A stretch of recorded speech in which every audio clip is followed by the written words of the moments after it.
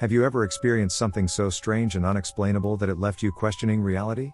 In today's video, we'll explore some of the eeriest mysteries people have encountered in their own lives. Be sure to like and subscribe for more.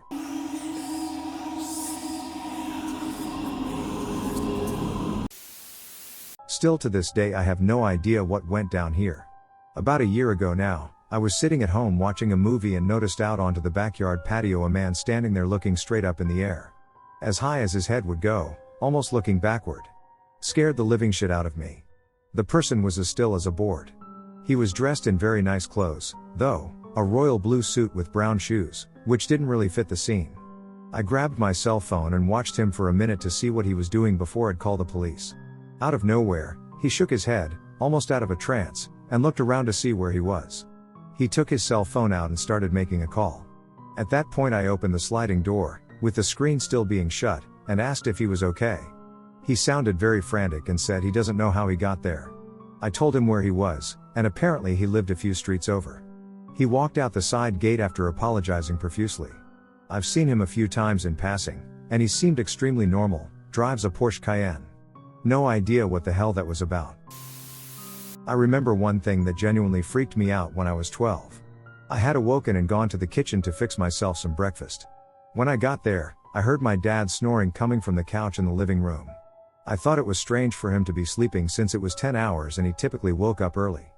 But maybe he is taking a nap. As I'm walking towards there, the snoring keeps on getting louder and louder to the point it sounds exaggerated. Just as I pop my head over the couch to say hi, the sound just stops. Nobody is on the couch. I call out to my family, and nobody answers. They had gone out to get lunch. I still can't explain it to this day. I used to work in a crisis shelter when I was in my early 20s. We had a small walk-in room with a solid lock on it to store anything that could be misused by the residents, such as medications, cleaning chemicals, kitchen knives, etc. One night the residents had settled in to watch television while I completed some paperwork, and the door to the medication storage room swung open by itself. I thought perhaps it had not caught properly last time I closed it, so I just pulled it shut and thought nothing more of it for the next few minutes. Then it swung open again. I pulled the door shut and this time jiggled the handle several times to make sure it had caught and got one of the residents to also test it. It was definitely locked solid. A few minutes later, it swung open again. Wanted to nope out of there but was stuck on a 12-hour sleepover shift. After that it never happened again, but the residents spun a huge story about the ghost of someone who OD'd in the medication room, which became part of the shelter folklore. Okay, let me preface this by saying I categorically do not believe in the supernatural of any kind. I'm not religious and consider myself agnostic-leaning atheist. I have no clue why this is happening. I've owned the same house for over 23 years. It began almost immediately. My spoons have been disappearing at an alarming rate. At first, I put it off to the kids. But it didn't stop even after they had moved out. I lived alone for many years, and they would still vanish. I check garbage. I've searched corners in every place where they could conceivably be and not be. I once bought 120 metal teaspoons, and they were all gone within a year and a half. More than 10 per month. Oddly, the plastic spoons still disappear, but much more slowly. I will count and keep track of them, and that slows it down, but they somehow keep vanishing. My granddaughters now live with me, but it doesn't seem to be a factor. It's worst in the fall for some reason. I estimate I've lost more than 1,000 spoons somewhere in this house, and I can't find them. No, I'm not senile or crazy. Others have noticed the spoon thing here. I can't explain it and have stopped trying. I don't care if anyone believes this shit or not, but you asked, and I was in the mood to type it out. I just counted. I'm down to 7 spoons, 3 teaspoons and 4 tablespoons. 3 teaspoons missing since I last checked sometime last month. When I was 6, my grandparents took me to this Christian youth revival type event. There were skits about resisting the devil, sing-alongs for Jesus, gymnastic exhibitions for Jesus, guys in karate gear breaking boards for Jesus, things like that. In between the acts, the presenters would give small speeches about how important God is and how the devil's agents were among us, waiting to harm us. One thing stuck with me because it was really grim. He told of how Satanists were kidnapping people and eating them. Police just across the border had found a hell house, and in that house was a witch's cauldron filled with human body parts coming from a young man who had been taken right off the streets. The boy had been kidnapped, tortured, and murdered, then made into a stew that the Satanists ate to give them magic powers, the presenter told us kids. This was the summer of 1988. Years later, curious, I looked up the incident. A student named Mark Kilroy had, in fact, been kidnapped, tortured, murdered, and put in a cauldron by a cult leader and his followers in order to give them immunity from the police and other cartels. All the details fit, except that this happened in March of 1989, the year after the youth revival. How did the presenters know about the murder? Were they talking about another murder? Or did I end up in a Christian-themed time slip? I asked my grandmother about it. She said she had no idea what I was talking about and denied ever taking me to a youth revival. All these years I've never been able to explain it. I used to be on a search and rescue patrol. We got a very strange call one night. A loud car crash in the middle of a rural area was reported by a nearby resident, but when emergency workers showed up, the victims were nowhere to be found. So we showed up to the scene, and at the end of a very long dirt road, there was a 90-degree turn with an embankment. The car was clearly going at a very high speed, missed the 90-degree turn, hit the embankment, flew through the air, and the front of the car hit the ground so hard it gouged out a pretty sizable hole upon impact. The windshield showed 2 shattered impact zones where the passengers' heads hit, covered in blood and hair. There was more blood in and around the car. The scene was gruesome and didn't look like a survivable crash, especially given the mangled condition of the car. We expected to find bodies nearby. Police dogs, firefighters, and now an entire search and rescue party were not able to locate the victims after several hours. As night set in, it began to get more and more eerie. There was this horrible-looking car crash, but no bodies to be found. Finally, after about 3 hours of searching, there was a 911 call that came in, a report of a bloody dead body found in the bed of a parked pickup truck in a rural home's driveway a couple of miles away. Apparently a family was coming home from a vacation, and when they pulled into their driveway, they noticed the body and immediately called 911. So 2 police units dispatched from the search to respond to the call. We all assumed this would be the end of the story. Well, the police showed up to the house, and to everyone's surprise, no body to be found. Somehow the body had vanished. There was blood, but no sign of anything else. So a second search radius started from that house. We searched practically the whole night. We were called back the next morning, and nobody ever found the bodies. We eventually called the search off. To this day I have no idea what happened.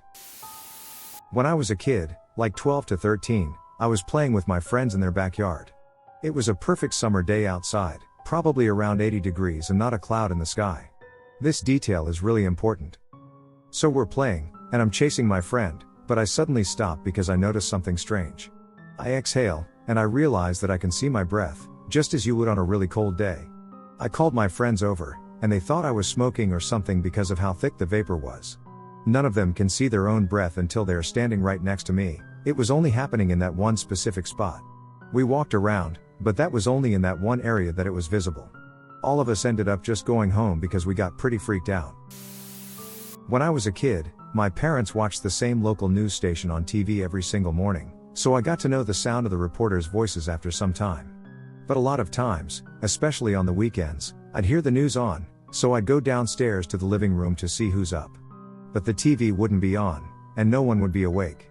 The only noise would be the sound of the water in the fish tank in the dining area. I've fallen for it countless times because it sounded like their exact voices. I know this isn't the most exciting story, but it was really creepy, and I'm not exactly sure what was causing the sound. On top of that, my older sister heard the voices too, so it wasn't just my imagination running wild. If it was her trying to prank me, then she probably would have admitted it by now since it's been several years, but we both still swear by our story. We've lived in other houses before, and we've moved houses since then, and we've never had a problem like this. Okay, so I, my 12-year-old brother, and my dad visit Pakistan to see some relatives. This was my first ever trip to Pakistan, as I'm from the UK, and so everything came as a shock to me, but the most chilling thing I have experienced was during this trip. We all go to a family member's house, and I and my younger brother decide to go upstairs alone and just explore the house as we had been there for 3 hours and were bored. I think I need to explain that my brother is always joking, never serious for a single second, and this is the only time I have ever seen him show such dread and fear in my life. We go up the stairs and down the hallway where there is a completely pitch dark room that I am currently walking towards, and I look back and see him frozen on the stair steps just staring at the room in horror. Me being confused, I ask what's wrong, and he says something coming from a joker like him sent chills down my spine. This whole place isn't right, there is so much pain and suffering here, and then he ran back downstairs, not saying a single word until we left that house. When I asked him, He just kept saying, "That house is fucked. I'm not going back, there's something wrong with that family."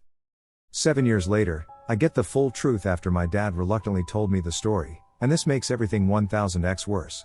The house used to belong to a guy who abused his daughter, who had severely disabled triplets, and when this happened, he murdered them all and threw himself in front of a moving train. There is no way my brother could have lied, faked, or even known about this story, considering neither of us can speak the language, and he still says that his whole body told him to stay away from the upstairs and had terrifying thoughts just looking at the room.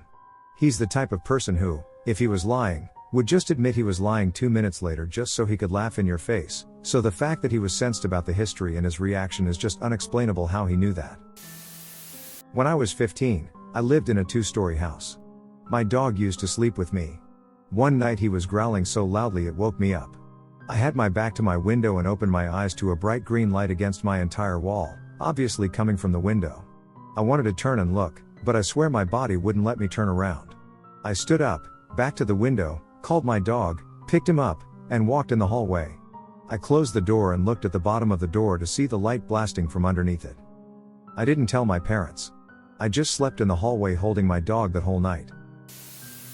My dad lived in a very old farmhouse with his new wife, her 2 children, as well as me and my 2 sisters every second week. This week, I and my youngest sister, around 8 to 10 at the time, were alone upstairs, my dad and his wife sleeping downstairs. Everyone except my youngest sister and me had experienced something paranormal in the house and often talked about it during dinner. This obviously scares a 10-year-old girl who is already afraid of the dark. So this night, she came into my room and asked if she could sleep next to me. So she got in and fell asleep right away. Shortly after she'd lain down, I heard a faint clicking noise, similar to the sound when you click a pen, coming from inside the wall, then slowly made its way to the heater right next to my bed. I figured it was the pipes and thought nothing of it until I heard the clicking noise literally right next to my ear. Still one of the most terrifying things to ever happen. The clicking noise continued in intervals, moving further and further away from my bed, out the hallway, and when it made its way to the end of the hallway, the sound stopped. I did not sleep much that night. My sister didn't hear any of it, and it has probably been some kind of sleep paralysis, but hearing those noises right next to my ear was pretty scary. Once we were fishing off the west coast of British Columbia, Canada. We stopped to jig for halibut. The depth sounder said something like 100 feet deep. It was an old school depth sounder, so you can't see a picture, just a red light at the 100 feet mark. So we let our jigs down, and they stop at about 40 feet down. We had our rods out on opposite sides of the boat, so our jigs would have been 20 feet apart at least. We both jigged a bit and tried to feel the bottom when our jig hit it. Usually you can tell if the bottom is sand or rock.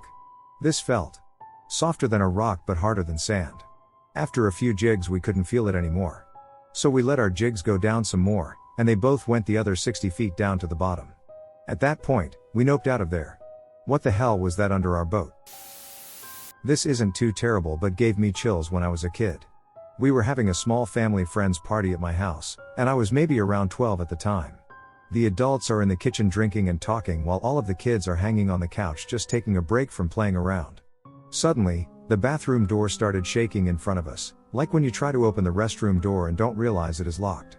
It went on for a couple of seconds before there were a couple of final hard shakes before it stopped. At this point, all of the kids are looking at the restroom door, just kind of freaked out, and we are silent. Valp, because I was the oldest of the kids, I was the one that got up and tried to open the door. Locked. Maybe a guy had too much to drink and got stuck. I grabbed a toothpick, opened the door, and slowly swung it open to reveal an empty restroom with the lights off. I felt my blood freeze, and I just closed the door and went back to everyone else. I swore it looked like someone was trying to open the door, but that is pretty much the most unexplainable thing I've seen. I have an aunt who had lifelong heart problems, and one night her heart decided to stop, and she ended up passing away. My family was throwing a party, and she had left for the night. She decided to come back and take pictures of all of the family members for her phone book. Keep in mind this was when camera phones were a new thing, so she wanted a picture for every number in her book. As she was taking one of the photos is when her heart stopped. Her husband, my uncle, a few days later, decided to look at her phone and found the last picture she took right when she passed. It was what appeared to be a flash. The flash was shaped like a white dove flying away. She wasn't facing a mirror or anything reflective for said flash to bounce off of. My family thinks that she somehow was able to take a picture of the light right before she passed. I saw the picture over 12 years ago, and I still vividly remember it. It was definitely eerie. Moved into an older home in NJ when I was much younger with my family. I was maybe 11 or so at the time. We were getting our stuff moved in and situated one day, furniture and such, when I noticed something very strange. Where my parents had set a trash bin behind the door that leads into the garage, I discovered an outline of a similarly sized child against the wall behind the trash bin they had placed. The outline was shaped as though someone had just traced their kid in a resting position against the wall, but menacing facial features were drawn into it. Demonic-looking eyes, with a very narrow smile bearing sharp teeth. Under these features read Nikki, and that was all inside the outline. They must not have noticed it because it only stood a few feet tall in light pencil.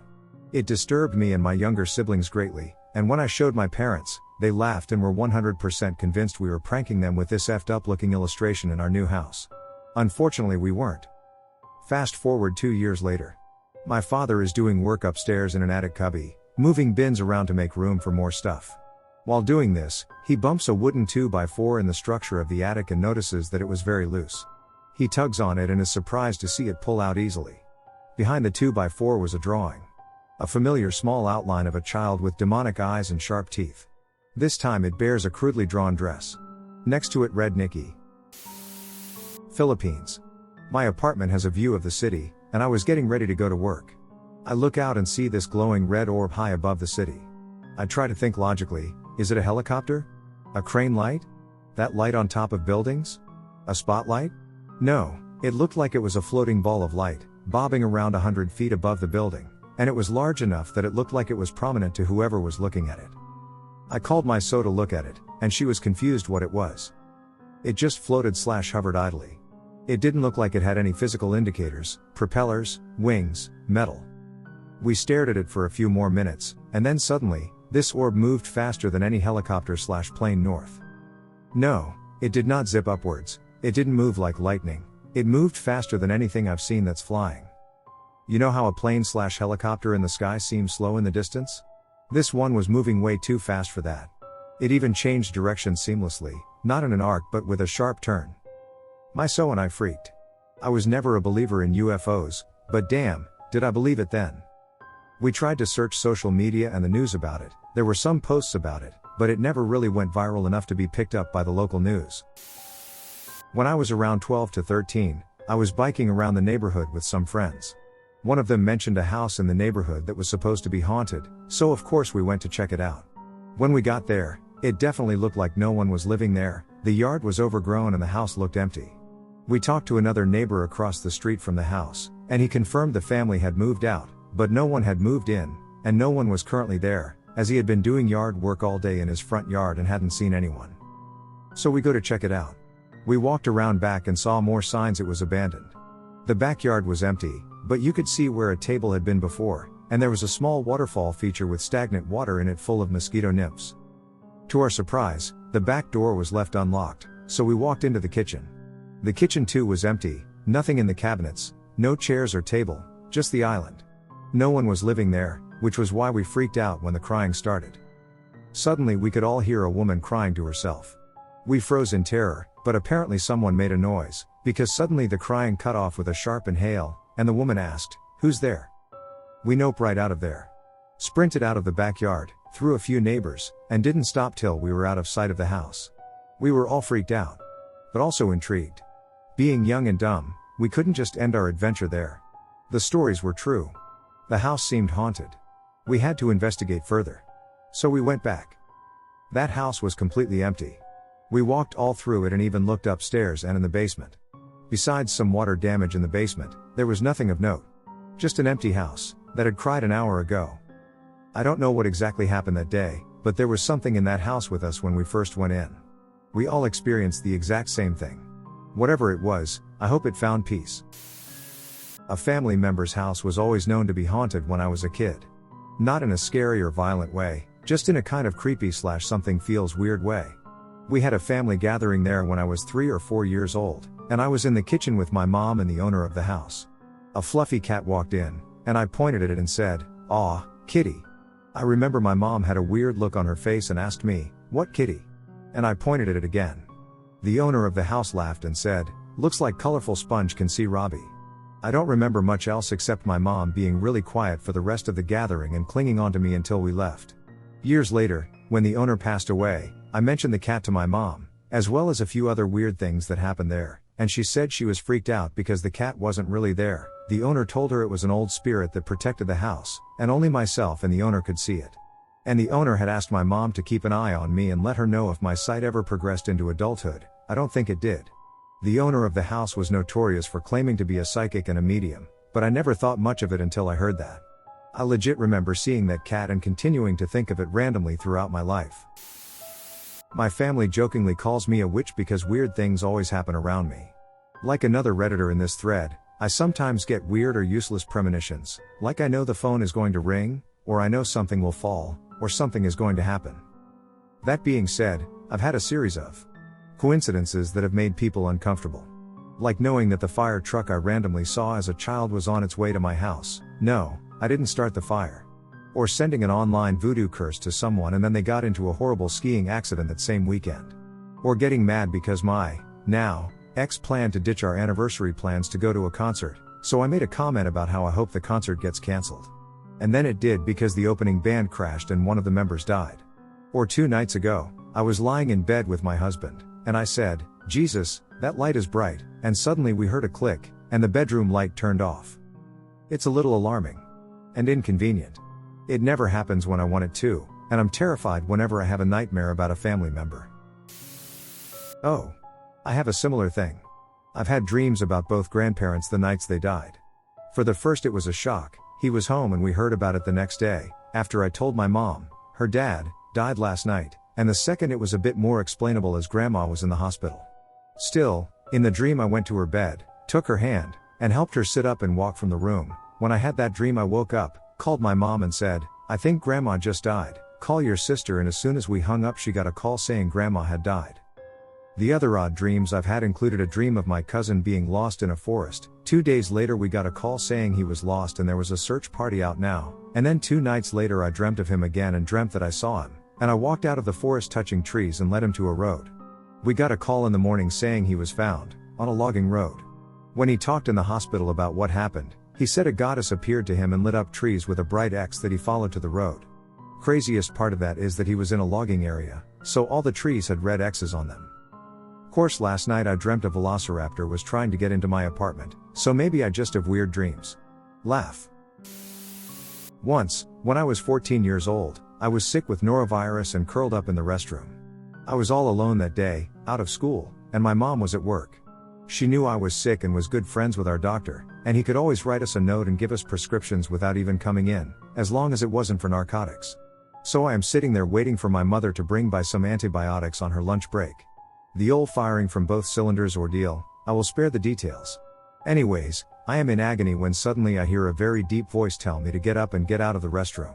I immediately felt better and got out of there because, scary voice and adrenaline, yo.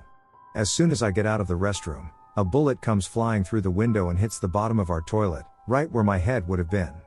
Thank you, evil/good demonic Morgan Freeman voice. I like to think it was an audible hallucination because I was so out of it and an awesome coincidence. Still makes me wonder, though. My great-grandfather lived in that house, and my father described him as a 7-foot mountain of a man with the voice of Satan. Maybe I should thank great-granddad? Who knows? I worked at a bakery once and had to start very early before dawn. One morning I was working alone and felt someone behind me. My senses were tingling, and I knew it was someone but not a person. I was wondering if I should turn around, but my rational side was telling me not to. I turned around and could feel that someone was walking in front of me and where it laid its footsteps. There was a blender on the counter in front of where it walked to, and it turned on. I stood there for like 30 seconds as my body was in shock before walking over and calmly turning it off. I remember having tunnel vision, like shooting a free throw, as I witnessed the presence walking in front of me. Funny thing is it was there but didn't have an opaque form I could describe. My father, when I was a baby, claimed that nearly every night, late into the morning, he saw a ghost while we lived in my grandma's giant house. This was during the 80s. We lived there for a year. After months of this, the topic came up in front of my grandma. She asked about what he saw. She couldn't believe the description my dad gave her and thought he was lying. She pulled out a photo album, and my dad went through it and found my grandma's sister as a young adult who died young. He knew her name, the age she died, where she was born, and a lot of other things he claimed she told him throughout her visit with him. My grandma was blown away and began crying because she never told him about her, and there's no way he could have known about her besides her sister telling my father herself. My grandmother would tell the story all the time when we were older and would visit her. My father said after we moved out he never saw her again. Okay, so this isn't that scary or anything, but it's the biggest unexplained mystery of my childhood, and I'd like an explanation. I was around 10, I think I was 9, but I honestly don't remember, and I was hanging out with my best friend at his house. We were in his parents' computer room, and out of nowhere a page starts printing. We looked at it, and it's covered in these weird symbols. I would later learn that it was Wingding's font, but at the time we were fully convinced that it was an alien message. This was pre-Wi-Fi, so it would have had to be printed from the computer in the room, and neither of us touched it. I know it's possible that my friend was pranking me, but he never admitted it, and we lost touch a few years later. I was about 9 or 10, I think. One night, I woke up because I was hella thirsty. Went to the kitchen, had my water, and came back to my bedroom. Thing is, as soon as I walked in, I felt the hairs on the back of my neck rise. I was feeling unwelcome in my own goddamn bedroom, so I just ran to my bed and did the old monsters can't see me if the blanket is over me. I waited like that for a few minutes, and suddenly, I shit you not, I felt somebody pushing down on my head. 2 times. I got out of bed as fast as I could, the blanket still over my head because I was afraid to look. Slept in my sister's bedroom that night. To this day, I still don't know if it was actually real or I imagined it, but I still get the creeps when thinking about it. Cold weather survival training. 3 days in the mountains with the occasional below zero temps. 12 students, each. 5 miles apart. We were given a kind of flare gun in case you hit an oh shit I'm gonna moment, and you were supposed to head to it if you saw one go off. Anyway, I'm in my shelter freezing my ass off, and I see a flare go off. My heart sank, and I grabbed my gear and rushed there. As I'm getting closer, I see 3 more go off at different sites. Now I'm kind of panicking. 1 is bad, 4 is a shit show. I get within 100 feet of the first site and see the other student's shelter. I warn him I'm approaching and walk up to find him fine, fire going and everything. I ask him if he fired a flare or saw the others. He said nothing and showed me his flares, none had been fired. I check him out, he looks fine. Still doesn't say anything, which is weird as F. Thought he might be in shock, so I stayed a while until he pointed to the door. I take this as my cue, and I just say I'm going to leave if he's all set, and he nods. I walk back toward my site and get an eerie feeling. The whole way, hairs are standing up. I start getting back into my shelter, and there is someone in there. I tweak a little and think it must be another student until he looks up and just stares, expressionless. It took me a second to realize it was me, like looking in a mirror. I have never had a more terrible, scared, I should not be here feeling in my life. I bolted out of the shelter, tripped, and fell. Next thing I know, I'm waking up in my shelter to a cadre member asking if I'm okay and if I'm ready to hike out. Think everything that happened was a dream. I get up and get my stuff together. As we were walking to meet up with the others, he asked me why I didn't respond to the flares last night. Terrifying. I had a cousin who was pretty normal and happy the first 8 years of her life. One day out of the blue she started getting really upset if she was ever outside near the woods. Day or night, it didn't matter. Eventually my aunt got her to tell her why. Apparently, whenever she'd be near the woods or open area, she'd see a huge black wolf just glaring at her, baring teeth. Eventually she said it started coming in her dreams and telling her it was going to kill her family. These were pretty dark things coming from a young kid's mouth. Then she started saying she'd see kids come open her door at night and stare at her. They'd shut the door and leave her in the pitch black until she'd pass out from fear. She said she saw the wolf's eyes glaring at her from the closet. Now I've stayed at my cousin's house because I and her older brother were always hanging out. In her older brother's room, there were tiny child-sized handprints on the ceiling above the bed. We assumed it was from my little cousin jumping on the bed and touching the ceiling, even though she wouldn't possibly be able to get that high.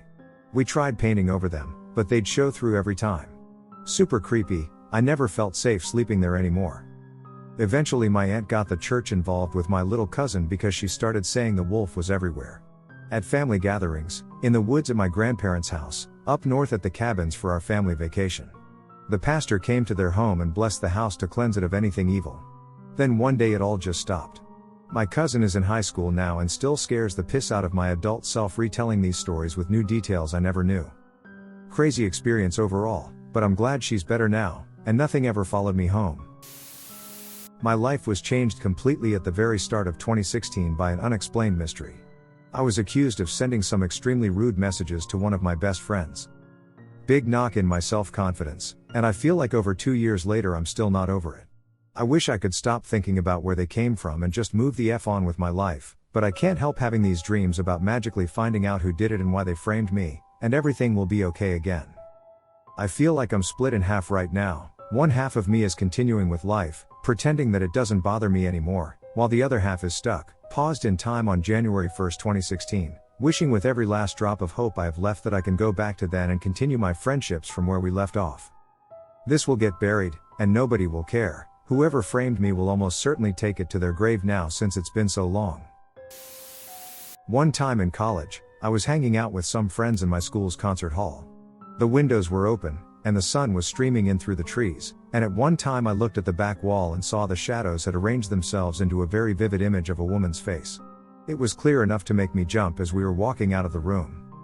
I brought it up, but nobody else had been looking, so I was the only one to see it. We went back a few times near the same time of day, but I never saw it form anything like a face again. I have to assume it was some kind of random fluke, but the school has a few notorious ghost sightings, and I like to think I found one more. An old friend of mine used to live in an old house that a couple of family members of mine died in. It was old age for both an uncle and an aunt, and more have died on the surrounding properties. This old house, though, has the worst feeling at night, like the kind of darkness that pushes you to bed early because you lose sense of where the walls are. A couple odd things happened there as well. My friend and I went out on his porch one night to smoke a cigarette, and as I crossed the front door's threshold, the cigarette just dematerialized out of my hand. Thinking I dropped it, we sort of frantically searched for it, as smokers do for lost cigarettes, plus they had kids and small dogs, so I felt obligated to find it. I ran my fingers along every edge of the doorframe. I dug my fingers into every vacant space I could find.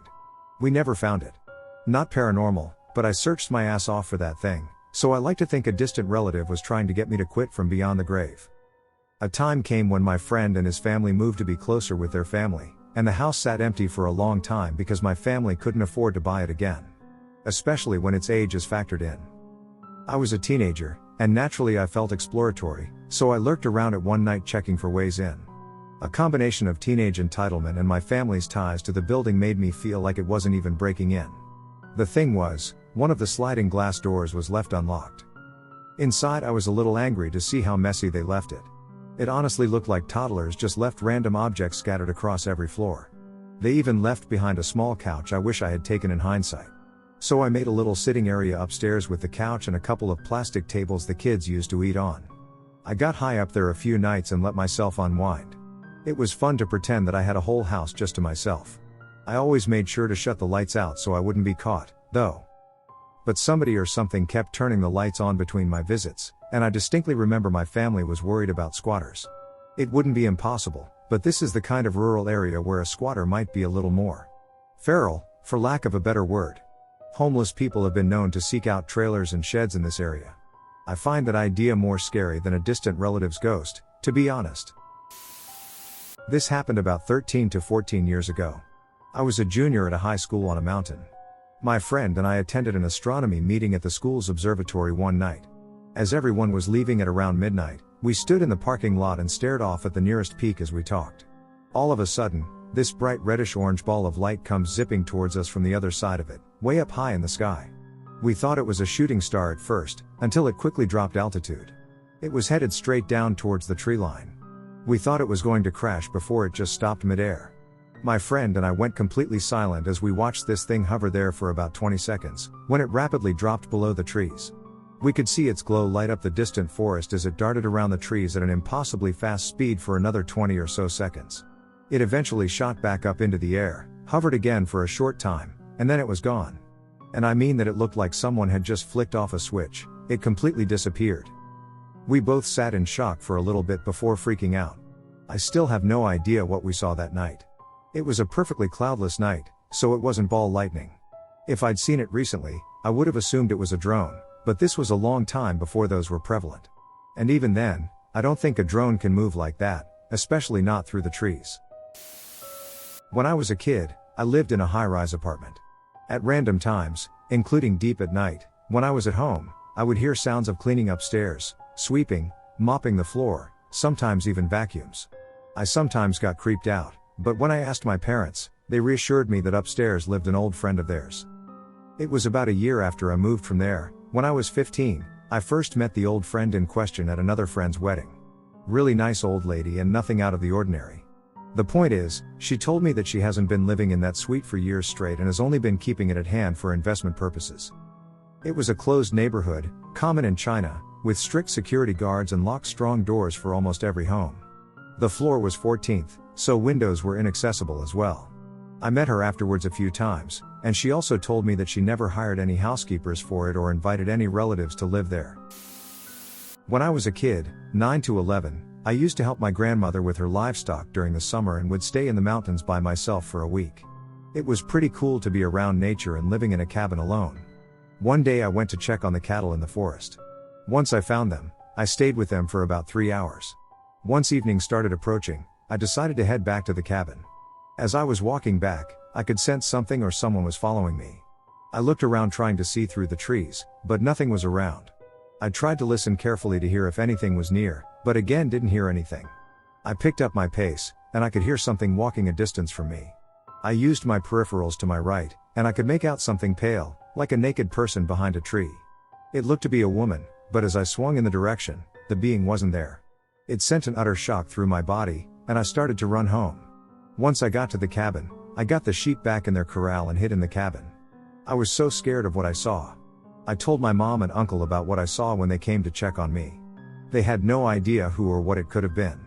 They believed me but were also stumped. My grandmother didn't know as well and thought maybe it was a neighbor trying to scare me. Well, Grandma, it worked. My bedroom used to be in the attic of this apartment house we rented, and I used to always feel like I was being watched while I slept. Like an old man was looking over me. I didn't know if he was good or bad. I always had nightmares of being shot in that house too, which is odd for a middle school kid who lived in a decent neighborhood. Mom used to always yell at us for stomping up the stairs. Sometimes, we'd try to convince her it wasn't us, sometimes it was. Then one time we were all away at camp and the neighbors were on vacation. Mom says she heard someone stomping up the stairs. She doesn't remember saying this now, 20 years later, but I do. Probably because I knew that place was haunted. Nothing odd ever actually came of it, but I just remember feeling so scared to sleep sometimes because of this feeling of being watched. We moved around every couple of years, and I never felt that way before, not after that house. Someone died in that house. I had a nightmare on the night of April 9th/morning of April 10th, 2007. It was a lot less complicated than most of my nightmares, which involve long chases, changes of scenery, etc., but way more graphic. In it, I was in my parents' house, and there were a few dozen people there. None of them were actually recognizable by face/name, but in the dream my general understanding was that these people were all my friends and family. I came to realize that we were all there being held hostage by a guy with a gun. He didn't seem to want or demand anything, but he was upset and wouldn't let anyone go. All of a sudden, he started walking up to people individually and shooting them in the head, execution style, in a cold and detached way. I witnessed all of this in very graphic detail, but it was like I wasn't part of the scene, only forced to witness it helplessly. Oddly, the gunman was Asian, with short hair, glasses, and a khaki-colored vest with cargo pockets. I don't remember a defined beginning or end, just what seemed like shot after shot, and me crying and powerless to stop it. I woke up the next morning and felt really depressed and down all day, like the sadness of the dream was lingering with me. I mentioned it in passing to my roommate but had pretty much forgotten about it by the end of the day. 1 week later, on Tuesday, April 16th, I awoke a little after 8 to the sound of a police car's bullhorn telling everyone to remain inside their dorms, over and over. I was supposed to go to my studio class that morning but had overslept for the first time all year. I checked my VT alerts and saw that there had been a shooting in one of the dorms, and while I was sad to hear it, I was still just disoriented and groggy more than anything else. Then more alerts came in. There was another shooting in the engineering building near my studio. More alerts. Turned on the news. 9 dead. 12 dead. 14 dead. 24 dead. 32 dead. As I stayed glued to the news the next few days, and they revealed the shooter's identity, I found it odd/unexpected he was Asian but didn't think much of it. Then I saw the images from the video he had sent to NBC News and remembered my dream of an Asian gunman with glasses and a khaki cargo vest. I did not know anyone who died personally, only a couple of friends of friends. I still wonder how or why I had that dream, but I feel like it was far too specific to just be a coincidence. My family would always road trip to Florida for spring break. One year we're driving along. This is like the early 2000s, no smartphones or anything, not much to do in the car, and I'm just watching the road.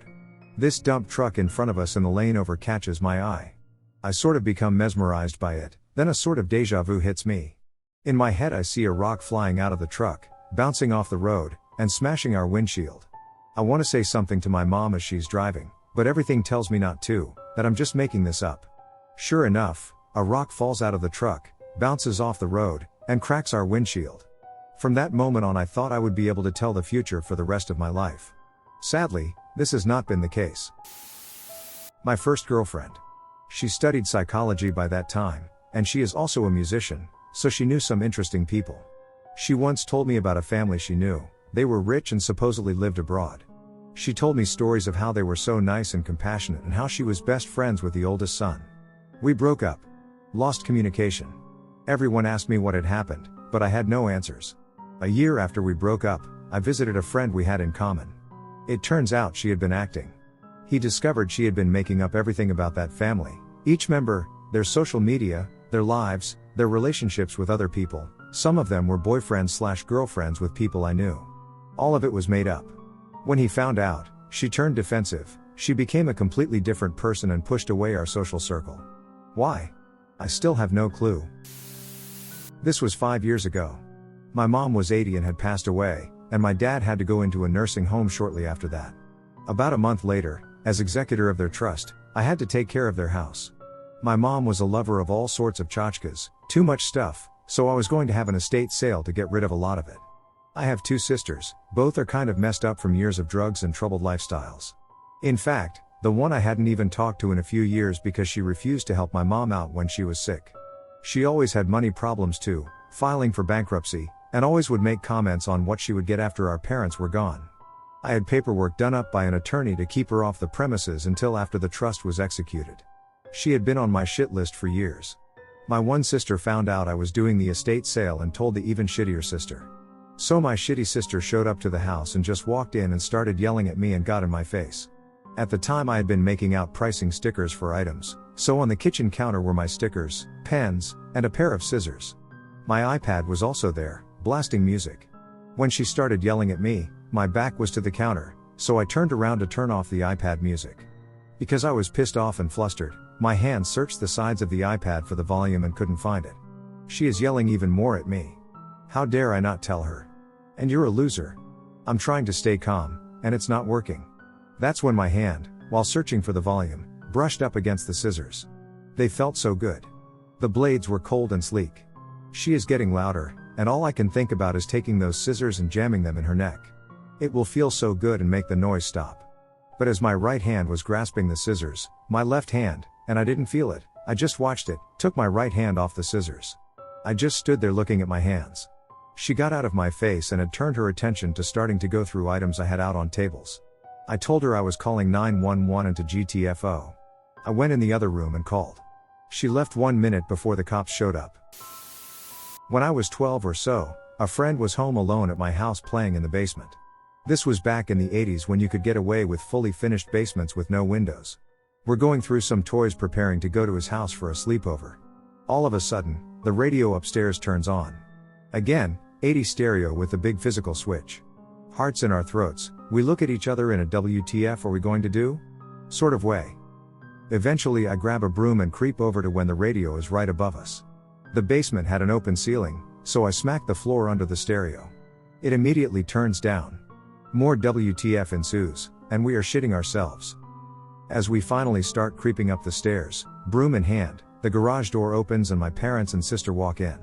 Again, we both about shit, especially since that confirmed no one else was home. The radio was still playing, so I went over and turned it off and checked all the doors and windows, shut and locked, before getting the hell out of there for the night. I have 2. First I was like 8 or 9, and we lived in Chicago in a duplex, and the living room/front door were right on the street level without much room except a sidewalk to the actual street. My brother, sister, and I were up late watching movies, sitting in the hide-a-bed in the living room. For no reason in particular, I looked out the window toward the street, and this dude in a pickup truck was parked right outside and was just staring back in. I got scared and pretended I was just asleep and didn't move the rest of the night. Now that I think about it, the guy was probably just watching the movie. The second happened later when we lived in the Pacific Northwest.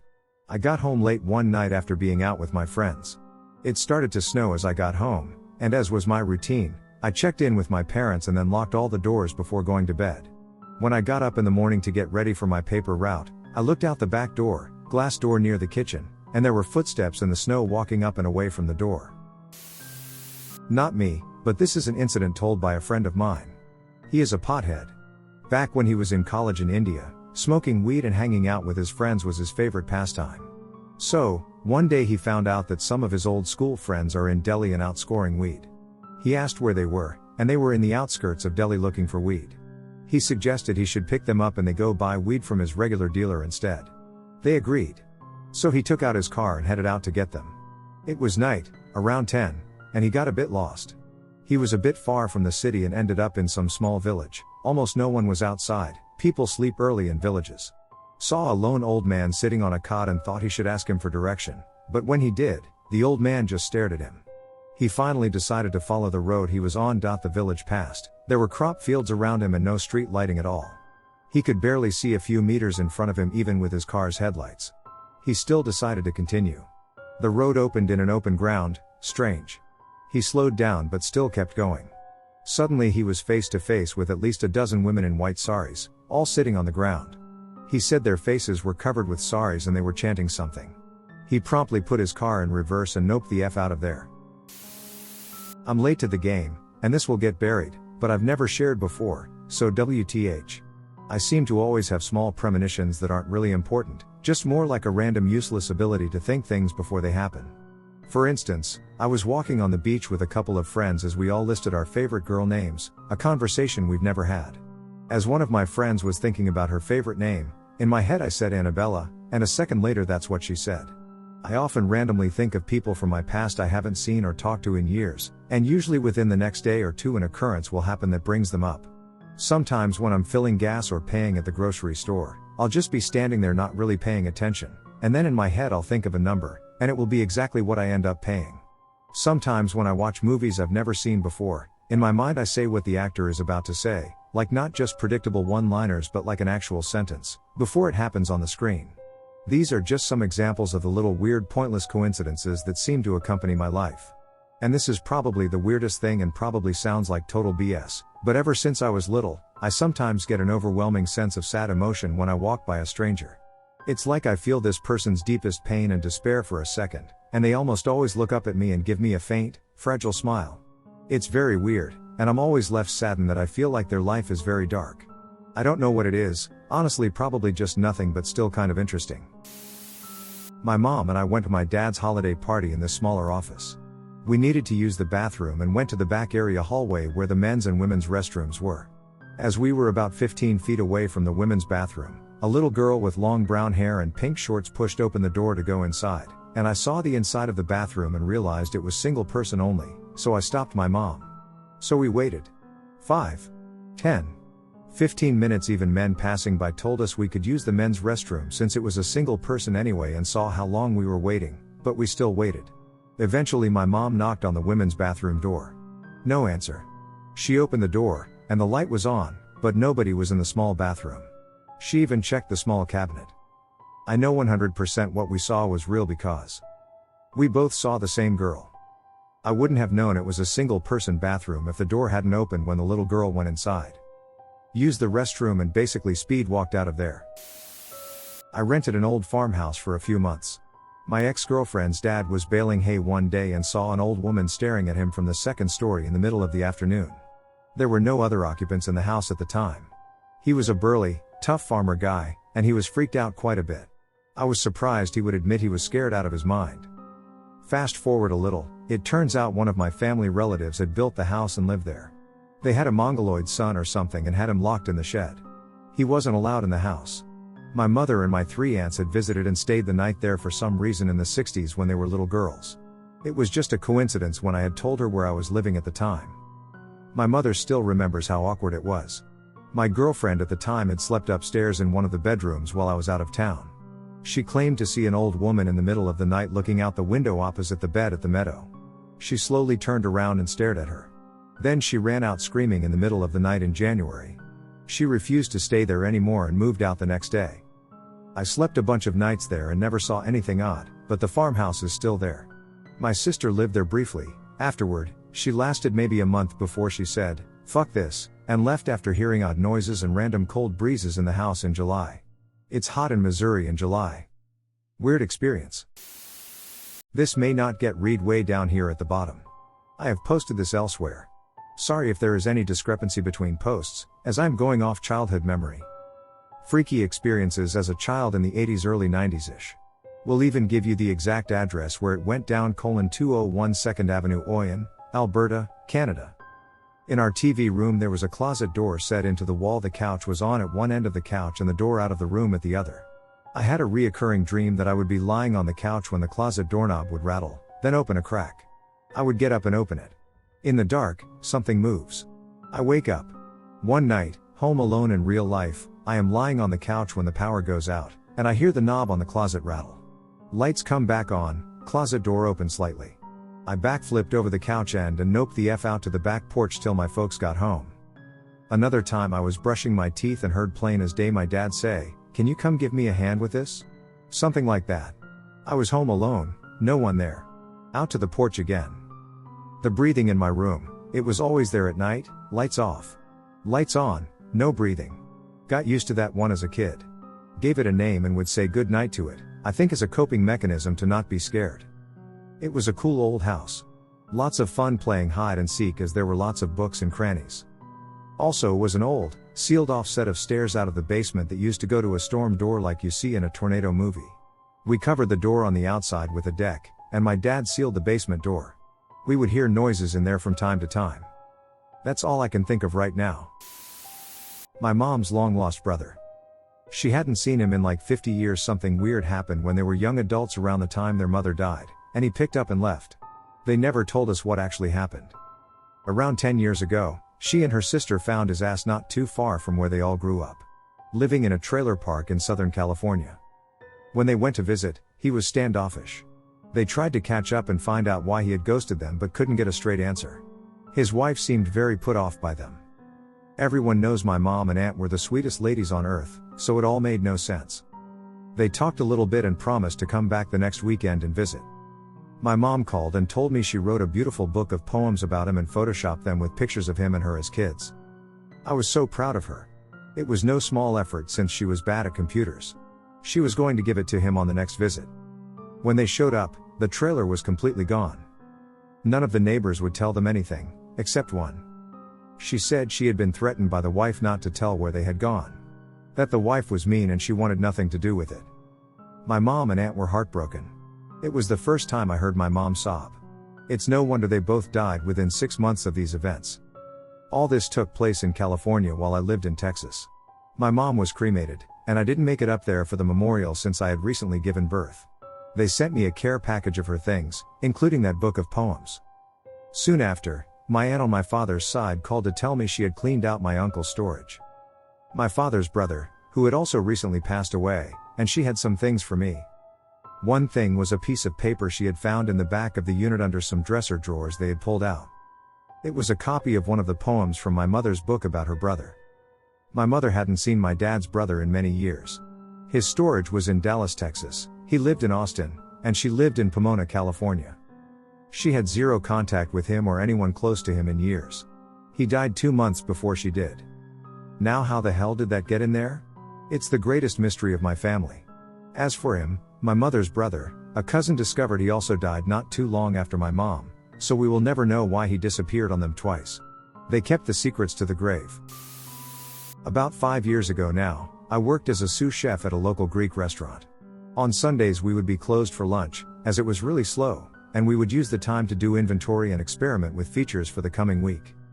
The head chef and I did the inventory in the back primarily, and then we'd sit outside in the summer and call the distributors and place the orders. We had been sitting outside, and the lights in the building all turned on. Weird, we go in to see if the owner or the front of house manager had come in. Nope, just us still. Next thing we know, the door to the staff changing room/bathroom slammed. I knock on the door, but there is no answer.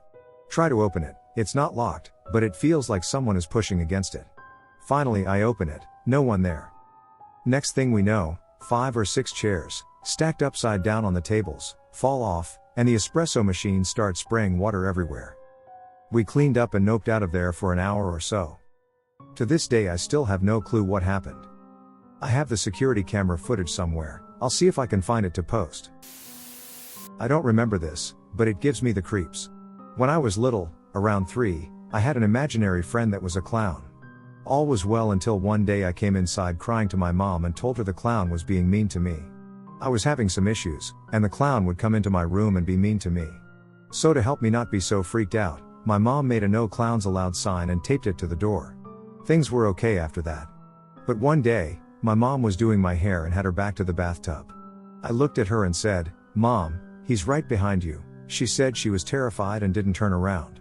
I was terrified of clowns till she took me to a pre-show the circus had where they showed clowns putting their makeup on.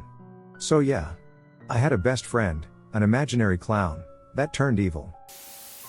When I was younger, maybe 11, my mother and her ex-boyfriend started to get into EVP, electronic voice phenomenon, and wanted to see if they could contact spirits.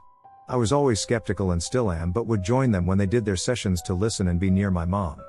The house I had lived in had been a multitude of different outfits converted to apartments, and the most outstanding one was that it was a women's reformatory, basically an old prison for females, a long time ago. The apartment we lived in was small, so my youngest brother slept in a crib in the living room, which was directly adjacent to my mother's room, where the EVP recordings happened. My mother and her ex never really got anything concrete.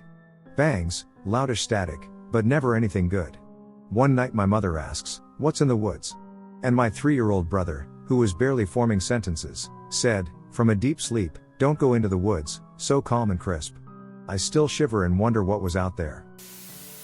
I still can't figure this one out. My wife AD were driving through the mountains of Oregon one night. She's driving. On this road, there's a forest to the left, and on the right, a drop-off, then another forest down below, which rises higher than the road we're on. Out of the forest on the left, a large creature flew right in front of us. Its wings were about the length of our car, and its body was about the length of a small human, like a little person. It had legs and arms like a person. The arms were hanging down at its sides, sort of flopping uselessly. It beat its wings once, then was gone into the forest below us. My wife goes to slam on the brakes, and I'm like, "What are you doing? Don't stop." We still talk about this. It still freaks us out. My friend and I were staying at a hotel just outside of Frankfurt. This hotel used to be an old slaughterhouse, mind you. So our second night there we're sound asleep, and I wake up in the middle of the night seeing that the TV turned on, showing that black and white pixelated screen. Now, the whole time in the hotel we didn't watch any TV, and the remote was right next to the TV. I froze for a good minute trying to figure out how this happened. I eventually got up and turned the TV off. Later that night I woke up again hearing this weird moving sound coming from the floor by the entrance of the hotel room. As I'm watching the dark, I even see my friend wake up and look towards the sound as well. We both just kind of forced ourselves back to sleep at that point. I live on a Civil War battlefield. When I was around 9 to 10, I was on the trampoline with my friend. We were jumping, and out of nowhere we heard a horse galloping. We both looked at each other and screamed for my mom. She, of course, didn't believe us and left us alone out there. 18 years later, my friend still confirms the story. Another time when I was around 11, I and 2 of my friends were outside with a Ouija board. Nothing happened with the board, and we were being stupid messing around with it. Around 5 to 10 minutes after we were done using it, we all turned towards my woods and watched this flashing light come towards us. It was probably about the size of a golf ball, and it was just floating. It came close to us, then disappeared. After it disappeared, we didn't speak about it at all and went on with the night. When I was like 14 years old, I was on a long ride with my parents to some family destination or other. I don't remember where, just that it was far away from home. At some point in the drive, I looked up from my book and noticed a big, white SUV that was a bit taller than our minivan. Nice looking and not at all sketchy. Inside the back seat was a boy about a couple of years younger with no shirt on. Blonde, kind of sober looking. Our parents matched speeds for about a half minute, and toward the end of it, he met my eyes. I smiled, and he just stared. A moment later, a girl's head poked up, and she stared at me. I assume it was his sister, but I dunno. She had dark hair and was around my age and was also not wearing any shirt. Right then, they sped away. I haven't thought about this in years, I don't think. Back then, all I could think about was why there were two shirtless kids in the back seat and why one of them was a girl. At the time I'd gotten a bit hung up on that last part, understandably. Though, for different reasons than after I grew up. Now, I wonder what their story was and what became of them.